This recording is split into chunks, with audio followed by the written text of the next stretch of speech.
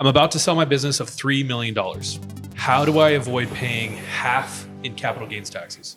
First of all, it's not gonna be half. It should be like 25% in capital gains tax. But in general, there's not much you can do right now because you're late to the party.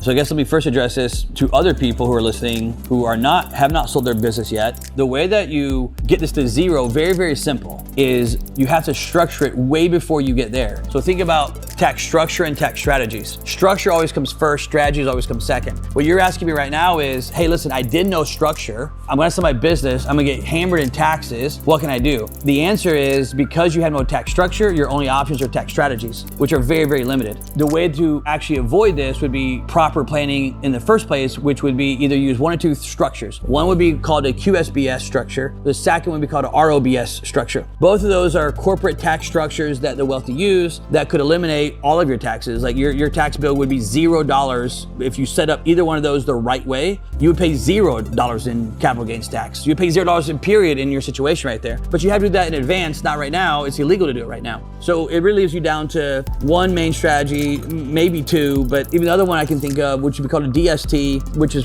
putting it more into a trust and deferring your capital gains tax. Probably still wouldn't work because you need time to do that as well, like at least a year in advance. And it sounds like to me you're ready to sell, so that probably wouldn't work either, which leaves you down to basically one last strategy, which is you're gonna have to figure out how to do what's called NOLs or net operating losses. So what happens is when you sell a business and that capital gains shows up on your 1040 form, that 1040 form is your last form. And so what you're having to do is you gotta figure out a way to create as many deductions to show up on that 1040 form as possible. Matter of fact, here, come with me. I'll try to show you this.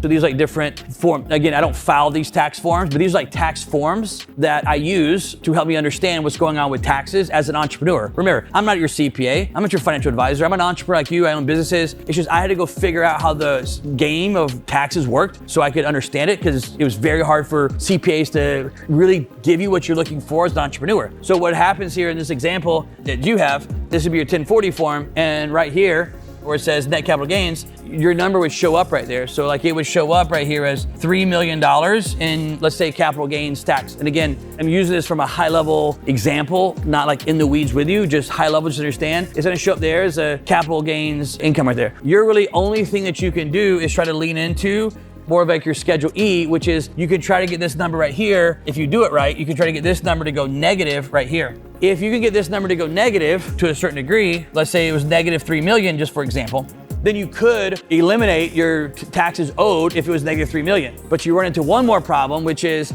you're not allowed to write off the negative $3 million the year that you're doing that $3 million of losses right there. This is when you get the concept called NOL, net operating losses, or carry forward losses. So the way it works is you'd have to plan this out. So if you came to me right now to say you're about to sell it, what I would try to tell you is push it off till next year, January of next year. Okay, push the sell back if you want to try to help your tax situation. Because if we hit, say it was this year right now, and this was 2026, and this was not here because you waited a year to sell it, and we were negative 3 million here, planning ahead in the future, we couldn't use all negative 3 million here because it's the year that it happened. So you could maybe use, depending if you're married or not, I'm just gonna say around negative 500,000, give or take if you're married or single, is what you can max out the year that it happens. But if you carry that forward, so next year, if this is now 2027, right, what would happen is this number right here, you would have a carry forward of negative 2.5 million from last year. Now that number right now, because it's an NOL carried forward to the next year, is unlocked. So if this $3 million